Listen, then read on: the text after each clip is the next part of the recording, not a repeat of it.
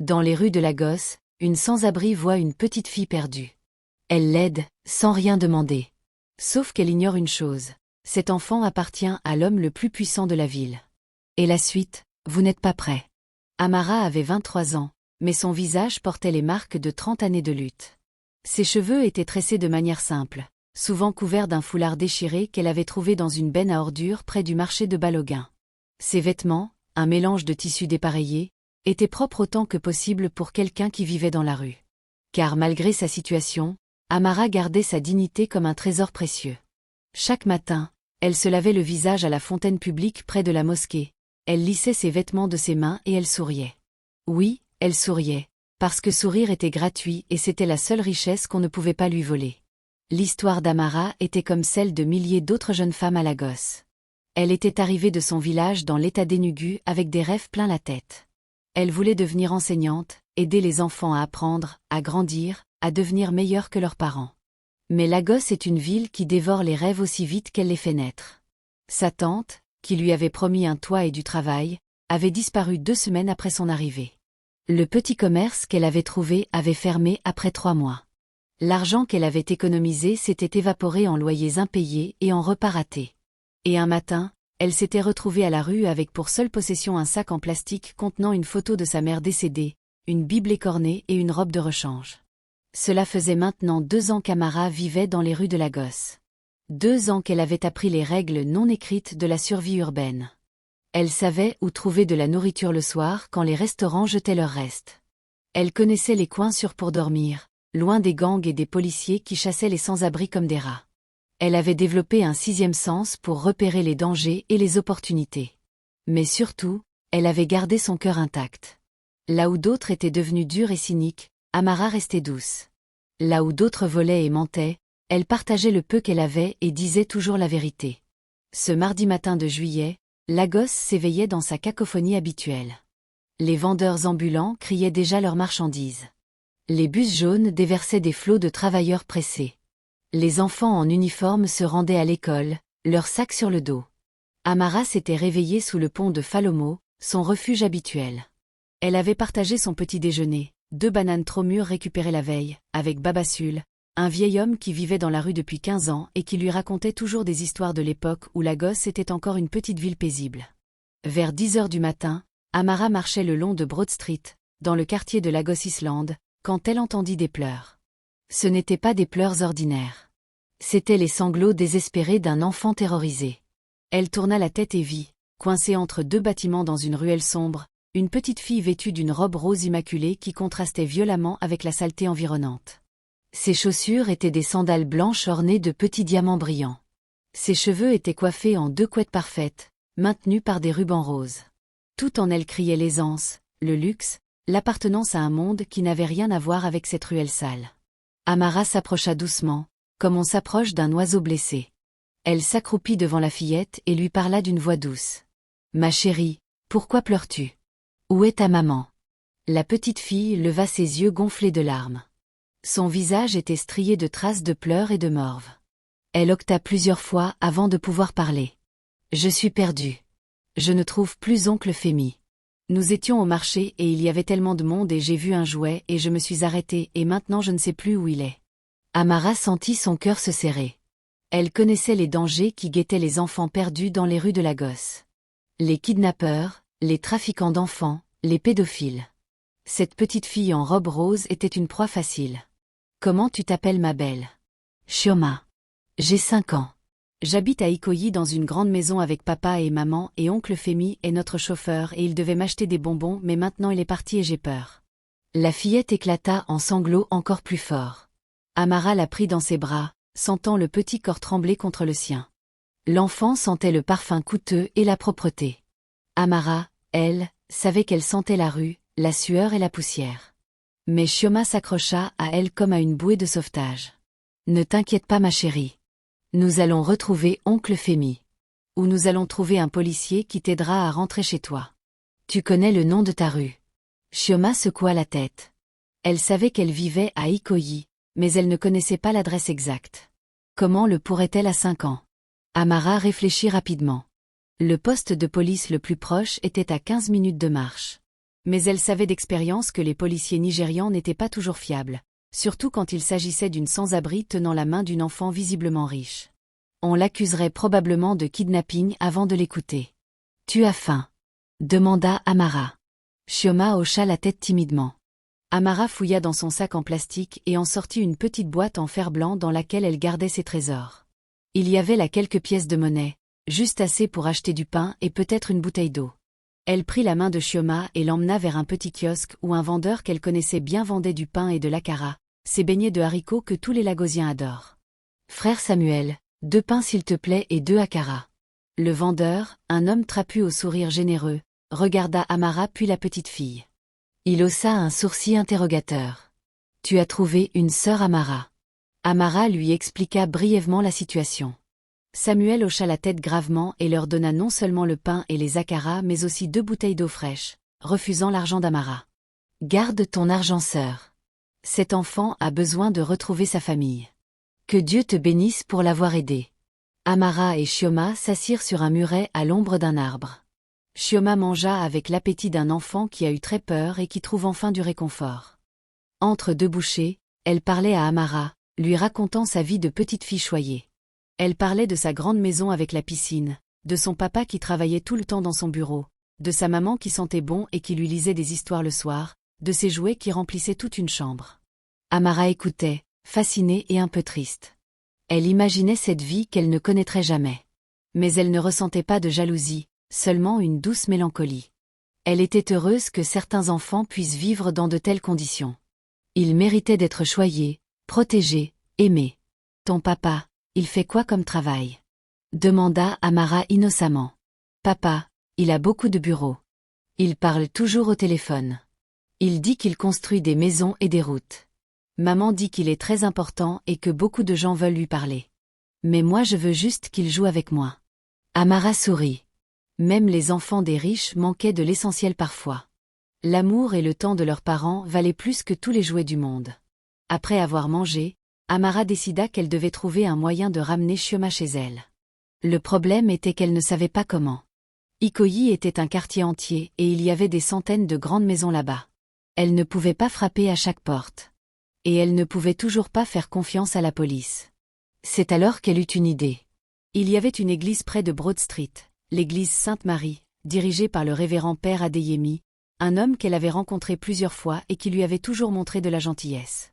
Il lui avait donné de la nourriture, des vêtements, et surtout, il l'avait traité comme un être humain, pas comme un déchet. Si quelqu'un pouvait l'aider, c'était lui. « Viens Chioma. Nous allons voir un homme très gentil qui va t'aider à retrouver ta famille. » Elles marchèrent main dans la main à travers les rues bondées de Lagos. Amara protégeait Chioma de la cohue, la tenant proche d'elle, faisant attention aux véhicules qui klaxonnaient sans arrêt et aux mototaxis qui zigzaguaient dangereusement entre les voitures. Chioma, de son côté, regardait tout avec de grands yeux. Elle n'avait jamais marché dans les rues comme ça. Elle était toujours dans la voiture climatisée avec les vitres fumées. Cette réalité de Lagos, la vraie Lagos avec ses odeurs fortes, sa chaleur étouffante, son chaos organisé, était nouvelle et effrayante pour elle. Elles arrivèrent à l'église Sainte-Marie après 20 minutes de marche. C'était un bâtiment modeste peint en blanc avec un toit de tôle rouillé. Une grande croix en bois surplombait l'entrée. Amara frappa à la porte du presbytère adjacent. Une femme âgée vêtue d'un râpé coloré ouvrit la porte. C'était Sisté Ngozi, la gouvernante du révérend père. « Amara, ma fille. Que se passe-t-il? Et qui est cette jolie petite fille? » « Sisté Ngozi, j'ai besoin de voir le révérend père. C'est urgent. Cette petite fille est perdue et je dois l'aider à retrouver sa famille. » Sisté Ngozi les fit entrer et les conduisit à un petit salon modeste mais propre. Elle leur apporta de l'eau fraîche et des biscuits puis alla chercher le révérend père Adeyemi. Quelques minutes plus tard, un homme d'une 50aine d'années entra dans la pièce. Il était grand, mince, avec des cheveux grisonnants et des lunettes rondes qui lui donnaient un air intellectuel et bienveillant. « Amara, ma fille. Sisté Ngozi m'a expliqué la situation. Raconte-moi tout. » Amara raconta comment elle avait trouvé Chioma dans la ruelle, terrorisée et perdue. Elle expliqua que l'enfant vivait à Ikoyi mais ne connaissait pas l'adresse exacte. Le révérend père écouta attentivement puis se tourna vers Chioma. « Bonjour ma chérie. Comment s'appelle ton papa? » Chioma réfléchit un instant puis dit avec fierté. Papa s'appelle Monsieur Okonkwo. Monsieur Chukwuemeka Okonkwo. Maman dit que c'est un grand nom et que je dois le dire correctement. Le révérend père et Sisté Ngozi échangèrent un regard stupéfait. Même Amara, qui ne suivait pas les nouvelles de l'élite nigériane, avait déjà entendu ce nom. Chukwuemeka Okonkwo était l'un des hommes les plus riches du Nigeria. Il possédait une entreprise de construction qui avait bâti la moitié des gratte-ciel de Lagos. Il était dans tous les journaux, à toutes les cérémonies importantes. On disait qu'il était milliardaire, qu'il connaissait le président personnellement, qu'il pouvait d'un claquement de doigts faire ou défaire des carrières. Le révérend père se racla la gorge. Amara, sais-tu qui est cet homme? Amara secoua la tête, sentant qu'elle avait manqué quelque chose d'important. Chukwuemeka Okonkwo est l'un des hommes les plus puissants du Nigeria. Si cet enfant est vraiment sa fille, et je n'ai aucune raison d'en douter vu sa tenue et son comportement, alors toute la police de Lagos doit être à sa recherche en ce moment même. Cette famille doit être folle d'inquiétude. Le révérend père prit son téléphone et chercha le numéro de la ligne d'urgence de la police. Mais avant qu'il ne compose le numéro, Sisté Ngozi alluma la télévision. Sur l'écran apparaissait justement une émission spéciale d'information. Une femme élégante en tailleur crème, les yeux gonflés de larmes, se tenait devant un micro entouré de journalistes. À côté d'elle, un homme grand et imposant en costume sombre regardait les caméras avec une expression de détresse absolue. Le journaliste parlait avec gravité. Nous sommes en direct de la résidence Okonkwo à Ikoyi où la famille de l'éminent homme d'affaires Chukwuemeka Okonkwo vit des heures d'angoisse. Leur fille unique, Chioma Okonkwo, âgée de 5 ans, a disparu ce matin alors qu'elle accompagnait le chauffeur de la famille au marché de Balogun.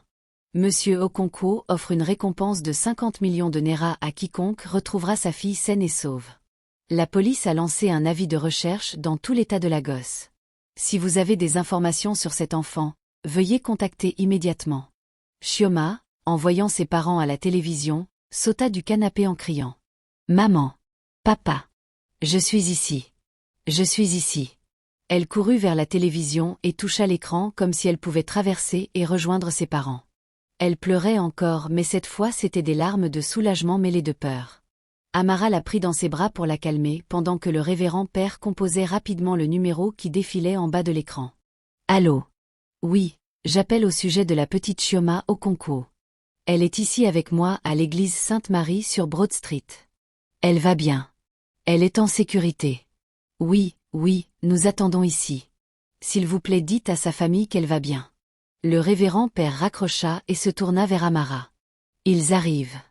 La famille et la police seront là dans moins de 15 minutes. Amara, ce que tu as fait aujourd'hui est remarquable. Tu as sauvé cet enfant. Tu lui as peut-être sauvé la vie. Amara secoua la tête modestement. Je n'ai fait que ce que tout le monde aurait fait père. N'importe qui avec un cœur aurait aidé cette petite fille. Mais le révérend père savait que ce n'était pas vrai. Il connaissait la gosse. Il savait que beaucoup de gens auraient détourné le regard. D'autres auraient vu une opportunité de demander une rançon. Certains auraient livré l'enfant aux trafiquants. Mais Amara, malgré sa propre misère, avait choisi la bonté.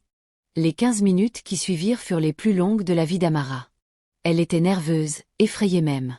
Elle allait rencontrer des gens puissants, des gens qui vivaient dans un monde totalement différent du sien. Elle regarda ses vêtements sales et usés, ses mains calleuses, ses ongles cassés. Elle pensa à l'odeur qu'elle devait dégager malgré ses efforts quotidiens pour rester propre. Comment ces gens allaient-ils réagir en la voyant? Sisté Ngozi, comme si elle lisait dans ses pensées, emmena Amara dans une petite salle de bain et lui donna une serviette propre et du savon. Rafraîchis-toi ma fille. Tu vas rencontrer des gens importants. Tiens-toi droite et sois fière. Tu as fait quelque chose de merveilleux aujourd'hui. Amara se lava le visage et les mains, arrangea ses vêtements du mieux qu'elle put et retourna dans le salon où Chioma jouait maintenant avec des livres de coloriage que Sisté Ngozi lui avait donnés. La petite fille semblait avoir retrouvé ses esprits, rassurée par la présence des adultes bienveillants et la certitude qu'elle allait bientôt revoir ses parents. Puis ils entendirent le bruit. Des sirènes, plusieurs sirènes, qui se rapprochaient.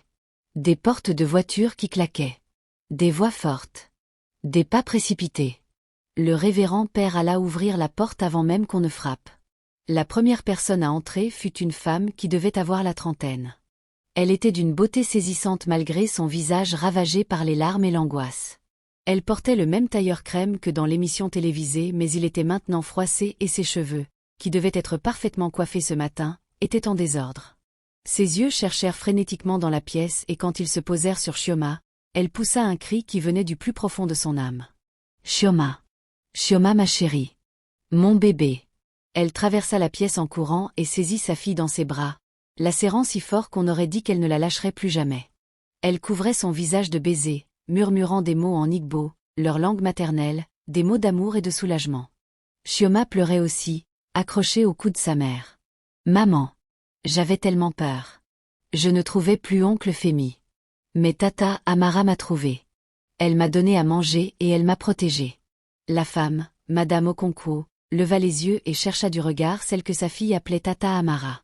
Ses yeux se posèrent sur Amara qui se tenait dans un coin, essayant de se faire la plus petite possible.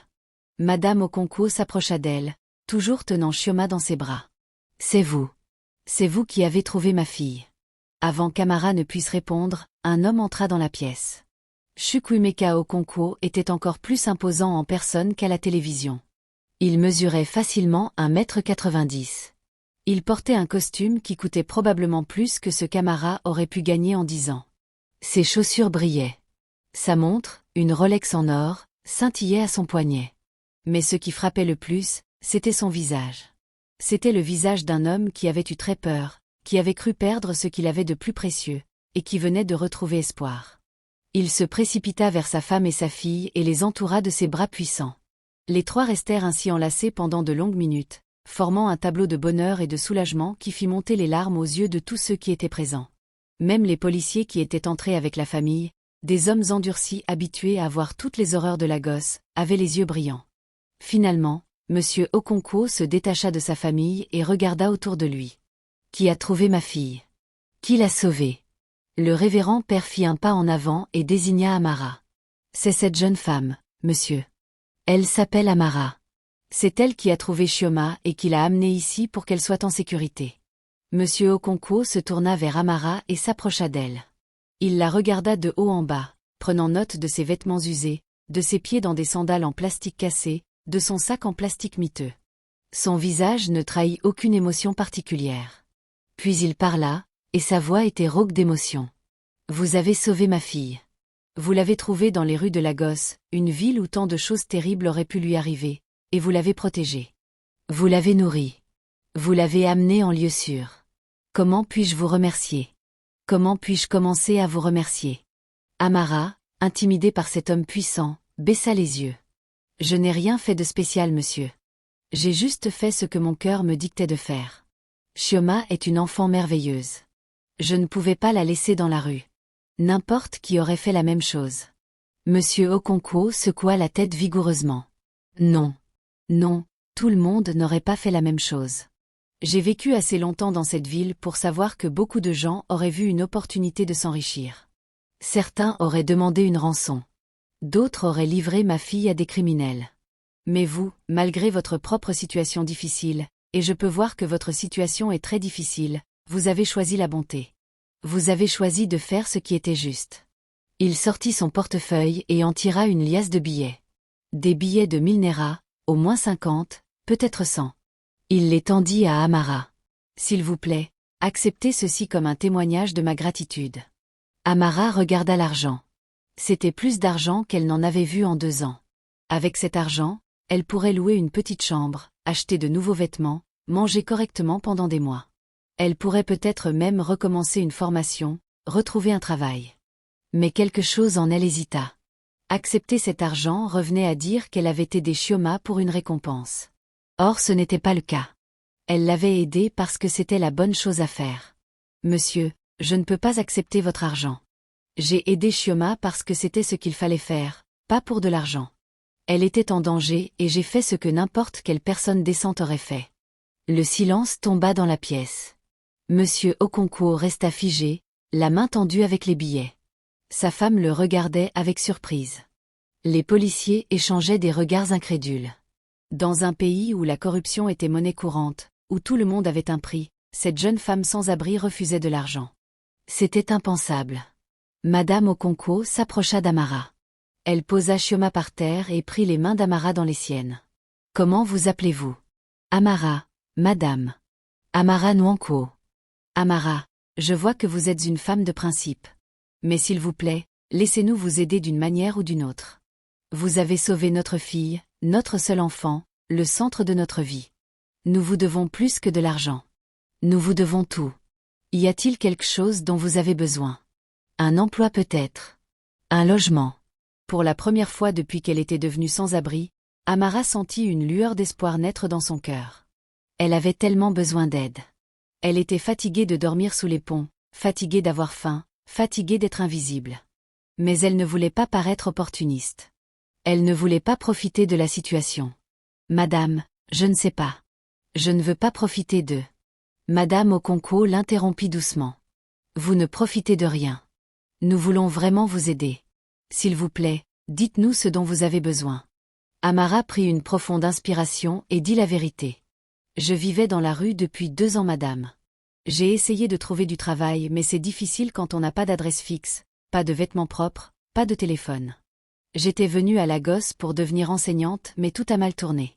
Si vous pouviez m'aider à trouver un travail, n'importe quel travail honnête, je vous en serais éternellement reconnaissante. Monsieur Okonkwo, qui avait repris ses esprits, intervint. Un travail. C'est tout ce que vous voulez. Un travail. Ma chère enfant, je vais faire mieux que ça. À partir de maintenant, vous ne vivrez plus dans la rue. Vous allez venir habiter chez nous. Nous avons une grande maison avec beaucoup de chambres. Vous aurez votre propre chambre, vos propres affaires. Et ensuite, nous trouverons ensemble ce que vous voulez faire de votre vie. Si vous voulez devenir enseignante, nous paierons vos études. Si vous voulez autre chose, nous vous aiderons. Vous avez sauvé notre fille. Laissez-nous vous aider à sauver votre propre vie. Amara sentit ses jambes se dérober sous elle. Le révérend père la rattrapa juste à temps et l'aida à s'asseoir. Les larmes qu'elle avait retenues pendant 2 ans, toutes les larmes de désespoir, de solitude, de peur, d'humiliation, jaillirent d'un coup. Elle pleura comme elle n'avait jamais pleuré, des sanglots profonds qui secouaient tout son corps. Madame Okonkwo s'agenouilla à côté d'elle et la prit dans ses bras, la berçant comme elle berçait Chioma quand elle avait du chagrin. Pleurez ma chérie. Laissez tout sortir. Vous êtes en sécurité maintenant. Vous n'êtes plus seule. Nous sommes là. Chioma, qui ne comprenait pas tout mais qui sentait qu'il se passait quelque chose d'important, s'approcha d'Amara et lui prit la main. Ne pleure pas tata Amara. Tu vas venir vivre avec nous. Tu vas dormir dans un grand lit. Tu vas manger du riz jollof et du poulet. Et tu vas jouer avec moi. Tu vas être ma grande sœur. Cette innocence enfantine, cette générosité spontanée, fit sourire Amara à travers ses larmes. Elle caressa la joue de Chioma. Merci ma chérie. Merci de tout mon cœur. Ce qui se passa ensuite fut comme un tourbillon pour Amara. Monsieur Okonkwo donna des ordres à ses assistants qui étaient restés dehors. Quelqu'un fut envoyé acheter des vêtements pour Amara. Madame Okonkwo appela sa coiffeuse personnelle et lui demanda de venir immédiatement à la maison. Les policiers durent faire un rapport sur les circonstances de la découverte de Chioma. Le révérend père et Sisté Ngozi furent remerciés chaleureusement et reçurent un chèque généreux pour leur église. Pendant ce temps, Amara essayait de comprendre ce qui lui arrivait. Ce matin encore, elle était une sans-abri invisible dans les rues de Lagos. Et maintenant, quelques heures plus tard, sa vie entière était en train de changer. Elle avait peur. Peur que ce soit un rêve dont elle allait se réveiller. Peur de ne pas être à la hauteur. Peur de décevoir ces gens qui lui ouvraient leur maison et leur cœur. Mais le révérend père, avant qu'elle ne parte, lui prit les mains et lui dit quelque chose qu'elle n'oublierait jamais. Amara, ma fille, ce qui t'arrive aujourd'hui n'est pas un hasard. Dieu t'a placé sur le chemin de cet enfant parce qu'il savait que tu avais le cœur pour faire ce qui était juste. Et maintenant, il te récompense pour ta bonté. N'aie pas peur. Accepte cette bénédiction avec gratitude et humilité. Et n'oublie jamais d'où tu viens. Utilise cette seconde chance pour devenir la personne que tu as toujours voulu être et pour aider d'autres personnes qui sont dans la situation où tu étais ce matin. Amara promit qu'elle n'oublierait jamais. Le trajet vers la maison des Okonkwo fut une révélation pour Amara. Elle était dans une Mercedes S-Class, assise sur des sièges en cuir si doux qu'elle avait peur de les salir. La voiture était climatisée, si fraîche après la chaleur étouffante de Lagos. Chioma était assise à côté d'elle, tenant sa main et lui montrant tout par la fenêtre comme si Amara n'avait jamais vu Lagos auparavant. Et d'une certaine manière, c'était vrai. Amara avait vu Lagos d'en bas, du niveau de la rue. Mais cette Lagos vue depuis une voiture de luxe, protégée du chaos et de la saleté par des vitres fumées, c'était une ville différente. Ikoyi était un autre monde. Les rues étaient propres, bordées d'arbres. Les maisons étaient immenses, cachées derrière de hauts murs et des portails électriques. Il y avait des gardiens partout. La voiture s'arrêta devant un portail monumental en fer forgé. Un gardien en uniforme appuya sur un bouton et le portail s'ouvrit lentement. Ils entrèrent dans une allée bordée de palmiers qui menait à une maison qui ressemblait plus à un palais qu'à une résidence privée. La maison des Okonkwo était un bâtiment moderne à 3 étages avec des façades de verre et de marbre blanc. Une fontaine trônait au centre de l'allée circulaire. Des jardiniers s'occupaient des pelouses impeccables.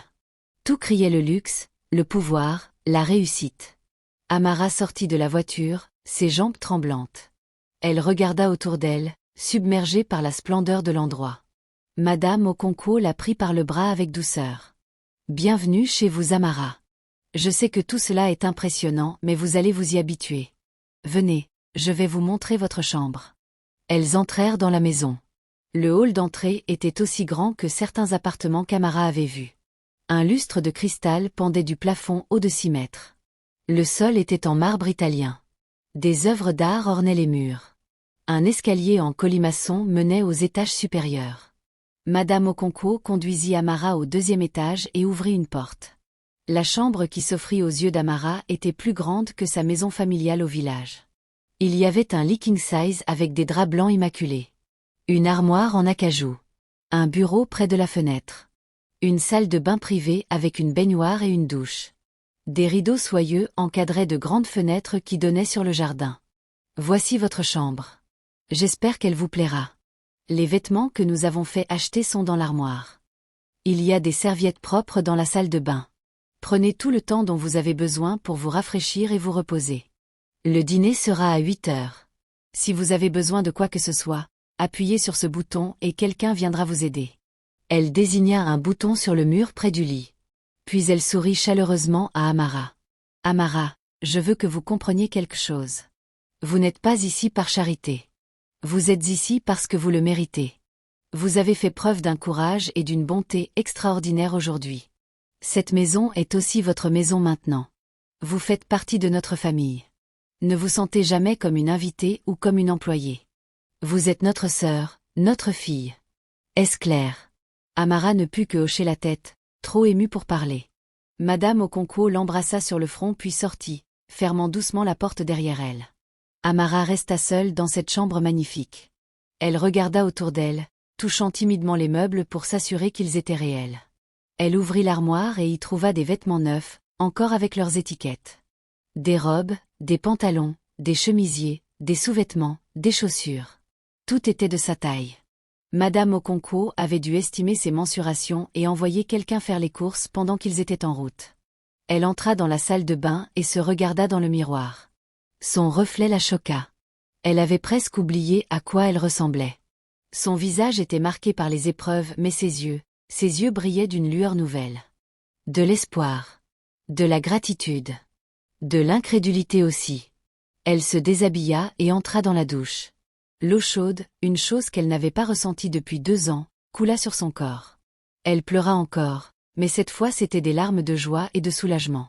Elle se lava avec le savon parfumé, se shampoing les cheveux avec des produits de luxe, resta sous l'eau jusqu'à ce que sa peau soit toute propre et rose.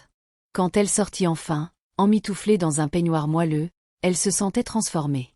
Elle s'habilla avec une des robes neuves, une robe simple mais élégante en coton bleu. Elle se brossa les cheveux. Elle se regarda encore dans le miroir et ne se reconnut pas. Cette femme dans le miroir ressemblait à celle qu'elle avait été avant de devenir sans-abri, à celle qu'elle avait toujours rêvé d'être. Elle s'assit sur le lit, sa main caressant les draps soyeux. Elle pensa à Babassul, le vieil homme avec qui elle avait partagé son petit déjeuner ce matin. Elle pensa à tous les autres sans-abri qu'elle connaissait, qui dormiraient encore ce soir sous les ponts et dans les ruelles. Elle se sentit coupable d'avoir eu cette chance alors qu'eux étaient toujours là-bas. Elle se promit que quand elle serait stabilisée, quand elle aurait retrouvé sa vie, elle ferait quelque chose pour eux. Elle ne les oublierait jamais. On frappa doucement à la porte. Amara alla ouvrir. C'était une jeune femme en uniforme de domestique. « Bonsoir mademoiselle Amara. Je m'appelle Blessing. Madame m'a demandé de venir voir si vous aviez besoin de quelque chose. Non merci Blessing. J'ai tout ce qu'il me faut. Merci beaucoup. Blessing sourit timidement. Mademoiselle, si je peux me permettre, tout le monde dans la maison parle de vous. De ce que vous avez fait pour la petite Chioma. Vous êtes un ange. Dieu vous bénisse. Amara rougit de confusion. Elle n'était pas habituée aux compliments, encore moins à être traitée avec un tel respect. Je ne suis pas un ange Blessing. Je suis juste quelqu'un qui a fait ce qu'il fallait faire. Blessing hocha la tête, mais Amara pouvait voir dans ses yeux qu'elle ne la croyait pas. Pour elle, pour tous les domestiques de la maison qui avaient entendu l'histoire, Amara était devenue une héroïne. Le dîner ce soir-là fut une expérience surréaliste pour Amara. Elle descendit à 8 heures comme convenu et fut conduite dans une salle à manger formelle avec une longue table en acajou pouvant accueillir 20 personnes. Mais ce soir, seuls 4 couverts étaient dressés, tous à une extrémité de la table pour créer une atmosphère plus intime. Monsieur et Madame Okonkwo étaient déjà là, ainsi que Chioma qui avait pris son bain et portait maintenant un pyjama rose avec des motifs de licorne. Quand elle vit Amara, elle courut vers elle et l'enlaça. « Tata Amara. Tu es belle. Tu sens bon aussi. » Tout le monde rit. Monsieur Okonkwo se leva et tira une chaise pour Amara. « Asseyez-vous s'il vous plaît Amara. Ce soir, nous dînons en famille. » Le repas fut somptueux. Il y avait du riz jollof, le plat préféré de tous les Nigérians, préparé à la perfection avec des tomates, des oignons, des épices et du poulet tendre. Il y avait du plantain frit, de la salade, du poisson grillé. Il y avait des boissons fraîches, et pour le dessert, un gâteau au chocolat fait maison. Amara mangea lentement, savourant chaque bouchée. Cela faisait si longtemps qu'elle n'avait pas mangé un vrai repas, assis à une vraie table. Pendant le dîner, la famille parla. Madame Okonkwo, dont le prénom était Adaez, raconta comment elle et son mari s'étaient rencontrés à l'université. Monsieur Okonkwo, Chukwuemeka, parla de son entreprise et de ses rêves pour l'avenir du Nigeria. Chioma parla de son école, de ses amis, de ses jouets préférés. Puis Adaez se tourna vers Amara. « Amara, parlez-nous de vous. D'où venez-vous? Quelle est votre histoire ?» Amara hésita. Elle avait honte de son passé, de ses échecs. Mais elle vit dans les yeux d'Adaez une sincère curiosité et une bienveillance qui l'encouragea à parler. Elle leur raconta tout. Son village à Enugu. Sa mère qui était morte quand elle avait 16 ans. Son père qui s'était remarié avec une femme qui ne l'aimait pas. Son rêve de devenir enseignante. Son arrivée à Lagos pleine d'espoir. La trahison de sa tante. La perte de son travail. Sa descente progressive dans la rue. Les 2 années de survie, de faim, de peur, mais aussi d'apprentissage, de résilience, de refus d'abandonner son humanité malgré les circonstances. Quand elle eut fini, il y avait des larmes dans les yeux d'Adaez. Même Chukwuemeka, cet homme puissant habitué à négocier des contrats de millions de dollars, semblait ému. « Amara, vous êtes une survivante. Vous êtes forte. Beaucoup de gens à votre place auraient abandonné, auraient sombré dans la drogue ou la criminalité. Mais vous avez gardé votre dignité et votre bonté. C'est remarquable. » Chukwuemeka se racla la gorge. « Demain, nous allons discuter de votre avenir. Vous avez dit que vous vouliez devenir enseignante. Eh bien, nous allons faire en sorte que cela arrive. Nous allons vous inscrire dans une bonne école de formation des enseignants. Nous paierons tous vos frais. Et pendant que vous étudierez, vous vivrez ici avec nous. Quand vous aurez terminé vos études et que vous aurez trouvé un emploi, nous vous aiderons à vous installer dans votre propre appartement si vous le souhaitez. Mais vous serez toujours la bienvenue ici. Vous faites partie de notre famille maintenant. » Amara ne savait pas quoi dire. Ces mots, cette générosité, c'était plus qu'elle n'aurait jamais osé rêver. « Monsieur, madame, je ne sais pas comment vous remercier. Vous changez ma vie. Vous me donnez une seconde chance. Je vous promets que je ne vous décevrai pas. Je travaillerai dur. Je ferai tout mon possible pour devenir la meilleure enseignante possible. Et un jour, quand je le pourrai, je ferai pour quelqu'un d'autre ce que vous faites pour moi aujourd'hui. » Adaez lui prit la main à travers la table. « C'est tout ce que nous demandons à Amara. Soyez heureuse. Réussissez. Et quand vous le pourrez, aidez quelqu'un d'autre. C'est ainsi que nous rendons le monde meilleur, une bonne action à la fois. » Cette nuit-là, Amara dormit dans un vrai lit pour la première fois depuis 2 ans. Elle s'enfonça dans le matelas moelleux, s'enroula dans les draps doux, posa sa tête sur l'oreiller confortable. Dehors, elle pouvait entendre les bruits de Lagos, cette ville qui ne dormait jamais. Mais ici, dans cette chambre sûre et confortable, elle se sentait protégée. Elle pensa à tous les sans-abri de Lagos qui dormaient dehors cette nuit. Elle pensa à Babassul sous le pont de Falomo. Elle pensa aux femmes qui dormaient dans les gares routières, aux hommes qui se recroquevillaient dans les entrées de magasins, aux enfants qui erraient dans les rues. Son cœur se serra. Elle était sauvée, mais eux étaient toujours là-bas. Cette pensée l'empêcha de s'endormir immédiatement. Elle se leva et alla à la fenêtre. Elle regarda les lumières de Lagos scintiller dans la nuit. Cette ville immense, chaotique, cruelle parfois, mais aussi pleine de possibilités. Cette ville qu'il avait brisée et qui maintenant, grâce à un acte de bonté, lui offrait une nouvelle vie. Elle fit une prière.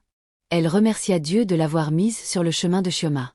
Elle pria pour la famille Okonkwo qui lui ouvrait leur maison et leur cœur. Elle pria pour tous les sans-abri de Lagos, demandant à Dieu de les protéger et de leur donner, à eux aussi, une seconde chance. Et elle se fit une promesse solennelle. Quand elle aurait réussi, quand elle serait devenue enseignante, quand elle serait stable financièrement, elle créerait quelque chose pour aider les sans-abri. Un refuge, un programme de formation, quelque chose qui leur donnerait une chance de se reconstruire comme elle était en train de le faire. Les jours qui suivirent furent une période d'adaptation pour Amara. Elle devait s'habituer à vivre dans le luxe, à être traitée avec respect, à avoir des repas réguliers et un toit sur sa tête. C'était merveilleux mais aussi déstabilisant. Parfois, elle se réveillait la nuit avec une crise d'angoisse, craignant que tout cela ne soit qu'un rêve. Mais la famille Okonkwo était patiente avec elle. Adaès passait du temps avec elle chaque jour, lui parlant, l'écoutant, l'aidant à guérir des traumatismes de ses 2 années dans la rue. Chukwuemeka tint sa promesse et contacta plusieurs écoles de formation des enseignants. Il utilisa son influence pour obtenir une place pour Amara dans la prestigieuse Lagos Teacher Training College malgré le fait que les inscriptions étaient normalement closes. Chioma, de son côté, s'était attachée à Amara comme à une grande sœur. Elle passait des heures avec elle, lui montrant ses jouets, lui lisant des livres, lui racontant des histoires. Pour Chioma, Amara était son héroïne, la femme courageuse qui l'avait sauvée. Et cette adoration innocente faisait chaud au cœur d'Amara. Un mois après son arrivée dans la maison des Okonkwo, Amara commença ses cours au Lagos Teacher Training College. Elle était nerveuse le premier jour. Cela faisait longtemps qu'elle n'avait pas été dans une salle de classe. Elle craignait de ne pas être à la hauteur, d'avoir oublié comment étudier, comment apprendre. Mais elle découvrit rapidement qu'elle adorait ça. Elle absorbait les connaissances comme une éponge.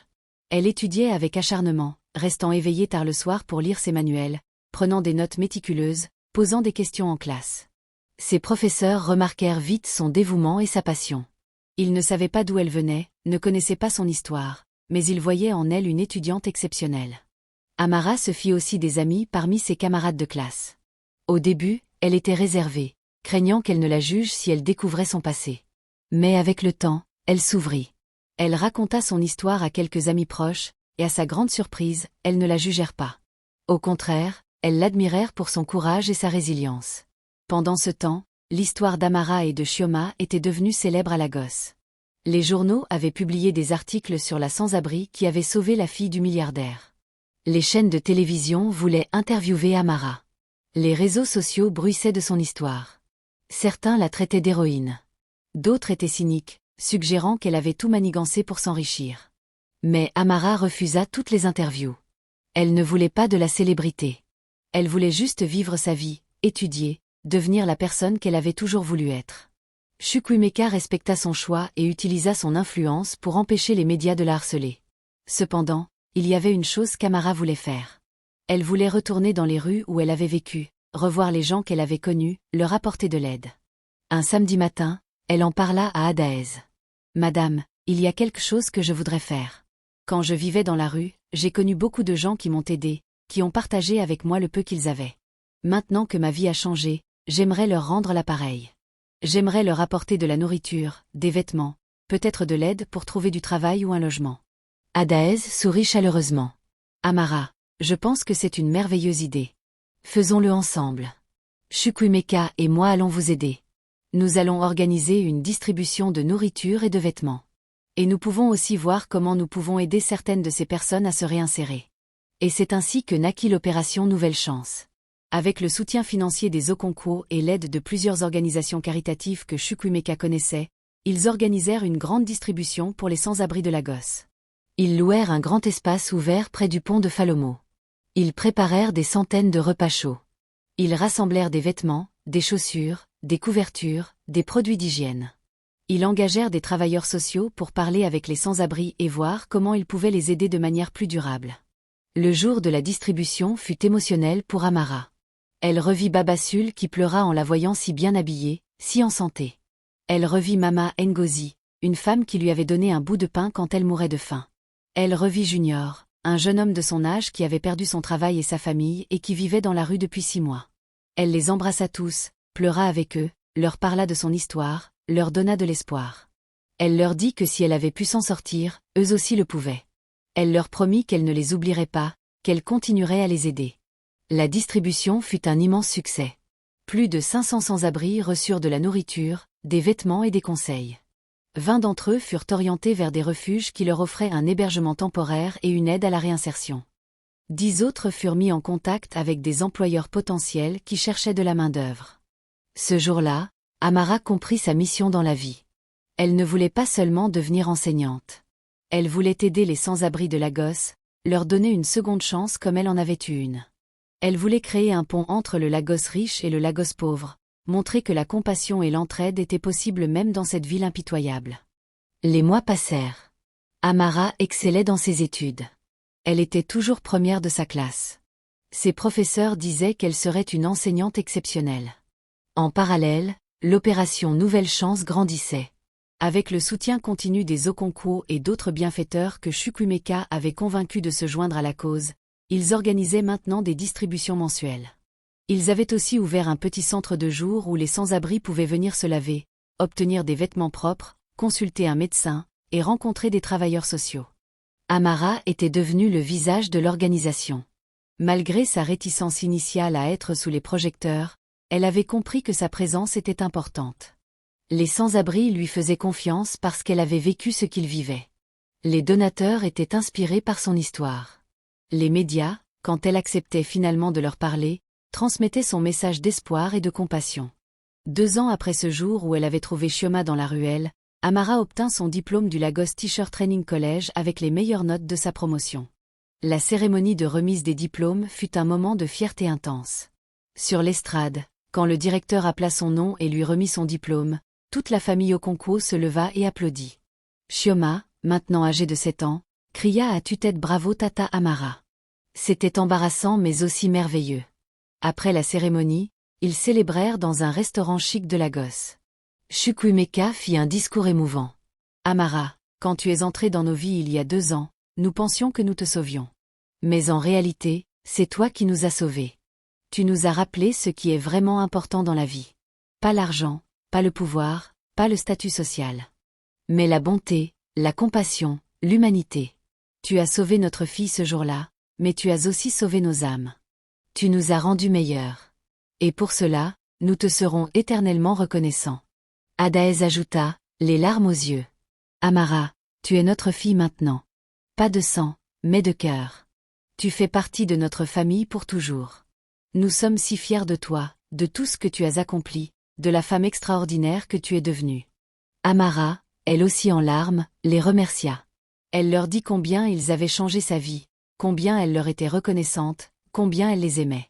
Après l'obtention de son diplôme, Amara obtint rapidement un emploi dans une bonne école primaire de Lagos.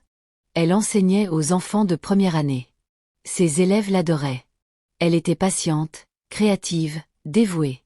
Elle voyait dans chaque enfant un potentiel à développer. Elle accordait une attention particulière aux enfants qui avaient des difficultés, se souvenant de combien le soutien était important quand on traversait des moments difficiles. Mais elle ne délaissa pas l'opération Nouvelle Chance. Au contraire, avec son premier salaire, elle donna une partie de l'argent à l'organisation.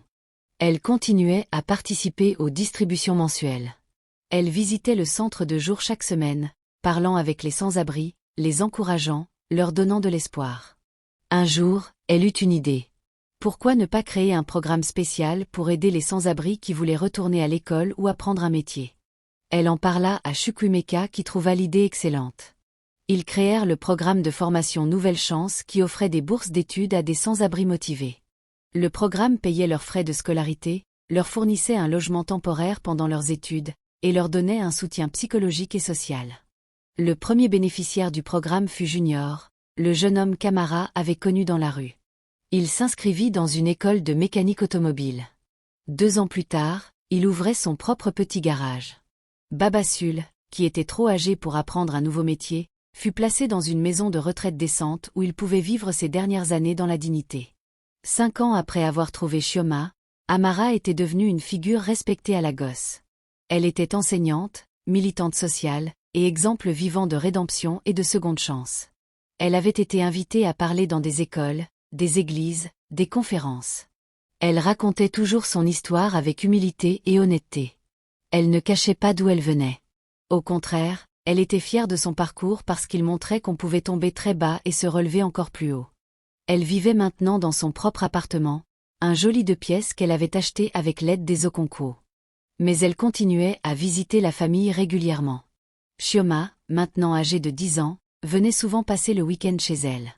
Leur lien était fort et sincère. Chioma disait toujours qu'Amara était sa grande sœur préférée, ce qui faisait toujours rire Amara car Chioma était enfant unique. L'opération Nouvelle Chance avait grandi bien au-delà de ce qu'Amara aurait pu imaginer. Ils avaient maintenant 3 centres de jour à différents endroits de Lagos. Ils avaient aidé plus de 2000 sans-abri à se réinsérer dans la société. 150 d'entre eux avaient bénéficié du programme de formation Nouvelle Chance et plus de 80 avaient trouvé un emploi stable après leurs études. L'organisation avait attiré l'attention du gouvernement de l'État de Lagos qui leur avait accordé une subvention pour étendre leurs activités. Des entreprises privées s'étaient jointes à la cause, offrant des stages et des emplois aux bénéficiaires du programme. Des célébrités nigérianes, des musiciens, des acteurs, avaient parlé de l'organisation dans les médias, encourageant leurs fans à soutenir la cause. Mais malgré tout ce succès, Amara restait humble et terre à terre. Elle n'avait pas oublié d'où elle venait. Chaque fois qu'elle se regardait dans le miroir le matin, elle se souvenait de la femme désespérée qui dormait sous le pont de Falomo. Cette mémoire la gardait humble et focalisée sur sa mission. Un jour, 7 ans après avoir trouvé Chioma, Amara reçut un appel inattendu. C'était une femme qui se présentait comme journaliste pour le magazine Time, l'une des publications les plus prestigieuses au monde. Elle voulait interviewer Amara pour un article sur des personnes qui changeaient le monde. Amara hésita, mais Zadaez l'encouragea à accepter. L'article parut 3 mois plus tard. C'était un portrait élogieux d'Amara, de son parcours, de son travail avec les sans-abri de Lagos. Le titre était De la rue à l'espoir, comment une jeune Nigériane transforme Lagos un sans-abri à la fois. L'article incluait des photos d'Amara dans les rues de Lagos, parlant avec des sans-abri, enseignant à l'école, souriant avec la famille Okonkwo. Suite à cet article, Amara devint connue internationalement. Elle reçut des invitations pour parler à des conférences aux États-Unis, en Europe, en Asie. Des organisations humanitaires internationales voulurent collaborer avec l'opération Nouvelle Chance. Des donations affluèrent du monde entier. Mais le moment le plus significatif vint 1 an plus tard quand Amara reçut une lettre officielle. Elle avait été nommée pour le prix de l'humanitaire de l'année par les Nations Unies. Elle fut invitée à New York pour la cérémonie. Quand son nom fut annoncé comme gagnante, elle monta sur scène, vêtue d'une robe élégante mais simple, et prononça un discours qui toucha des millions de personnes à travers le monde. Je me tiens devant vous aujourd'hui non pas comme une héroïne mais comme quelqu'un qui a simplement fait ce qui était juste. Il y a 8 ans, j'étais une sans-abri dans les rues de Lagos. J'avais faim, j'avais froid, j'avais peur. Mais je n'ai jamais perdu mon humanité. Et quand j'ai trouvé une petite fille perdue et terrorisée, je n'ai pas vu une opportunité de m'enrichir. J'ai vu un enfant qui avait besoin d'aide. J'ai fait ce que mon cœur me disait de faire. Cette décision a changé ma vie d'une manière que je n'aurais jamais pu imaginer. Mais ce que je veux que vous reteniez aujourd'hui, ce n'est pas mon histoire personnelle. C'est le message qu'elle porte. Nous avons tous, chacun d'entre nous, le pouvoir de changer une vie. Nous n'avons pas besoin d'être riches ou puissants. Nous avons juste besoin d'avoir un cœur compatissant et le courage d'agir. Dans les rues de Lagos, dans les rues de New York, de Paris, de Tokyo, de Johannesburg, partout dans le monde, il y a des gens qui souffrent, qui sont invisibles, qui ont perdu espoir. Voyez-les. Aidez-les. Même un petit geste peut changer tout. Une main tendue, un sourire, un repas partagé, cela peut faire toute la différence. Ne détournez pas le regard. N'ignorez pas leur humanité. Parce qu'un jour, vous pourriez être à leur place. Et ce jour-là, vous espériez que quelqu'un vous voie, vous entende, vous aide. Soyez ce quelqu'un pour les autres. Construisons ensemble un monde où personne n'est invisible, où tout le monde a une seconde chance, où la bonté triomphe de l'indifférence. Merci. La salle se leva et applaudit pendant plusieurs minutes. Il y avait des larmes dans de nombreux yeux. Le discours d'Amara fut diffusé sur toutes les chaînes de télévision, partagé des millions de fois sur les réseaux sociaux. Il inspira des milliers de personnes à travers le monde à créer leurs propres initiatives pour aider les sans-abri de leur ville. De retour à Lagos après la cérémonie, Amara fut accueillie comme une héroïne nationale. L'aéroport était bondé de gens qui voulaient la voir, la féliciter. La famille Okonkwo était là, bien sûr. Chioma, maintenant âgée de 13 ans et devenue une belle adolescente, courut vers elle et l'embrassa. « Tata Amara, j'ai regardé ton discours à la télévision. J'ai pleuré. Tu m'as rendue si fière. Tu es mon héroïne. Tu l'as toujours été depuis ce jour où tu m'as trouvée dans la ruelle. » Amara la serra dans ses bras, émue. « Et toi, ma chérie, tu es la raison pour laquelle tout cela est arrivé. Si je ne t'avais pas trouvée ce jour-là, si ta famille ne m'avait pas ouvert leur maison et leur cœur, je serais encore dans la rue. Ou peut-être même morte. Tu as changé ma vie autant que j'ai changé la tienne. » Les années continuèrent à passer. Amara devint une des militantes sociales les plus respectées du Nigeria. L'opération Nouvelle Chance s'étendit à d'autres villes nigérianes. Des milliers de sans-abri bénéficièrent de leur programme. Le modèle qu'ils avaient créé fut copié dans d'autres pays africains. Amara continua à enseigner, refusant plusieurs offres lucratives d'organisations internationales qui voulaient l'embaucher. Elle disait toujours qu'enseigner était sa passion, sa raison d'être. Elle aimait voir les yeux de ses élèves s'illuminer quand ils comprenaient quelque chose de nouveau. Elle aimait leur apprendre non seulement à lire et à écrire mais aussi à être des êtres humains bons et compatissants.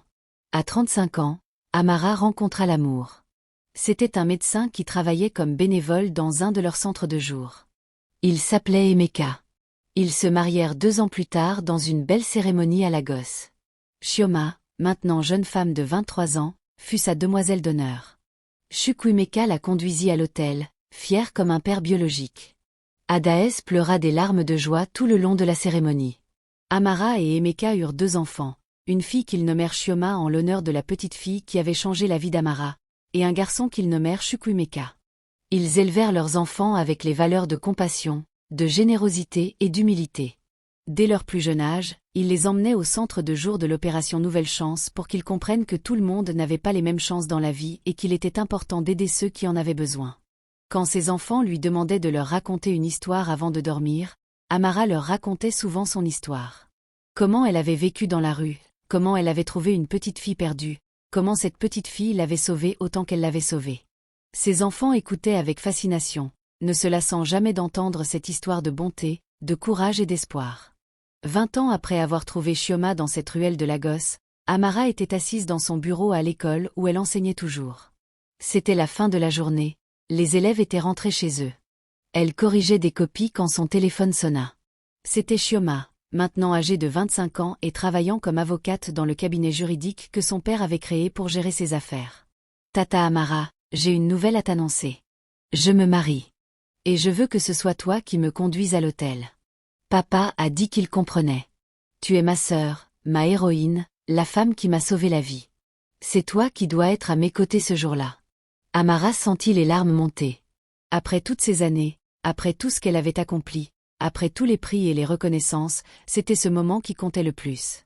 La petite fille qu'elle avait trouvée dans une ruelle, terrorisée et perdue, était devenue une femme forte et accomplie qui voulait qu'elle soit à ses côtés lors du jour le plus important de sa vie. Ce serait un honneur, ma chérie. Le plus grand honneur de ma vie. Le mariage de Chioma fut magnifique. Amara, dans une robe élégante, conduisit la jeune mariée à l'autel. Quand le prêtre demanda qui donnait cette femme en mariage, Amara et Chukwuemeka répondirent ensemble une famille qu'il aime. Dans l'assistance, il n'y avait pas un œil sec. Après la cérémonie, lors de la réception, Chioma prononça un discours émouvant. Elle raconta comment, 20 ans plus tôt, elle s'était perdue dans les rues de Lagos. Comment une jeune femme sans abri, qui n'avait rien, lui avait tout donné, sa protection, sa gentillesse, son amour. Comment cette femme avait changé non seulement sa vie mais celle de toute sa famille. « Tata Amara, tu m'as sauvée ce jour-là dans la ruelle. Mais tu as fait bien plus que ça. Tu nous as tous sauvés. Tu as rappelé à mes parents ce qui était vraiment important. Tu as montré à toute notre famille et à des milliers de personnes à travers le monde que la bonté existe encore, que l'espoir est possible, que chaque vie a de la valeur. Tu es partie de rien et tu as construit quelque chose de magnifique. Tu es mon héroïne. Tu l'as toujours été et tu le seras toujours. Je t'aime Tata Amara. Merci d'avoir été dans ma vie. Amara monta sur scène et les deux femmes s'embrassèrent longuement, pleurant toutes les deux. Toute la salle se leva et applaudit. C'était un moment de pure émotion, un moment qui résumait tout le parcours d'Amara, toutes les épreuves qu'elle avait surmontées, tous les vies qu'elle avait touchées. Ce soir-là, en rentrant chez elle, Amara s'assit sur son balcon et regarda les lumières de Lagos. Cette ville immense, chaotique, difficile, mais aussi belle et pleine de possibilités. Elle pensa à la femme qu'elle avait été 20 ans plus tôt, dormant sous le pont de Falomo, fouillant dans les poubelles pour trouver de quoi manger. Elle pensa au chemin qu'elle avait parcouru depuis ce jour où elle avait trouvé une petite fille perdue dans une ruelle. Elle réalisa que sa vie avait changé grâce à un simple choix. Le choix d'être bonne. Le choix d'aider un enfant en détresse même quand elle-même était dans le besoin. Ce choix avait déclenché une chaîne d'événements qui avait transformé non seulement sa vie mais celle de milliers d'autres personnes. Amara sourit. Elle était heureuse. Elle avait une famille aimante, un travail qu'elle adorait, une mission qui donnait du sens à sa vie. Elle avait tout ce dont elle avait rêvé quand elle était cette jeune fille pleine d'espoir arrivant de son village à Lagos. Mais plus important encore, elle savait qu'elle avait fait une différence. Qu'elle avait rendu le monde un peu meilleur. Qu'elle avait prouvé que peu importe d'où on vient, peu importe à quel point on est tombé bas, on peut toujours se relever. On peut toujours choisir la bonté. On peut toujours choisir l'espoir. Et dans les rues de Lagos, sous les ponts où elle avait autrefois dormi, dans les ruelles où elle avait autrefois erré, il y avait maintenant de l'espoir. Il y avait les centres de l'opération Nouvelle Chance où les sans-abri pouvaient trouver de l'aide, de la nourriture, de la dignité.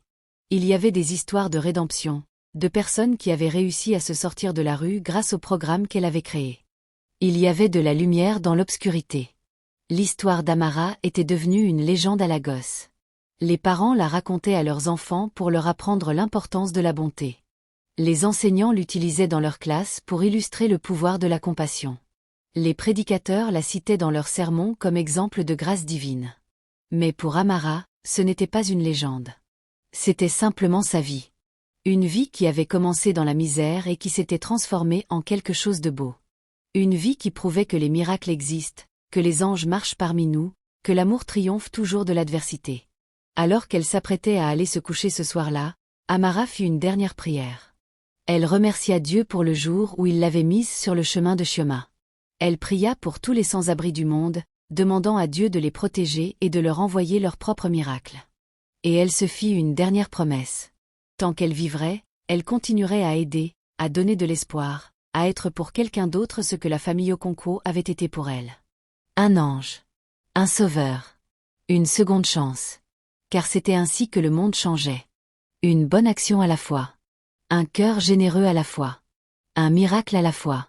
Et dans les rues brûlantes de Lagos, là où le soleil tape si fort qu'il fait fondre le goudron, là où les klaxons ne cessent jamais et où la vie pulse à chaque coin de rue, il y avait maintenant un peu moins d'invisible. Il y avait maintenant un peu plus d'espoir. Grâce à Amara. Grâce à Chioma. Grâce à une famille qui avait ouvert son cœur. Grâce à un simple acte de bonté qui avait changé le monde.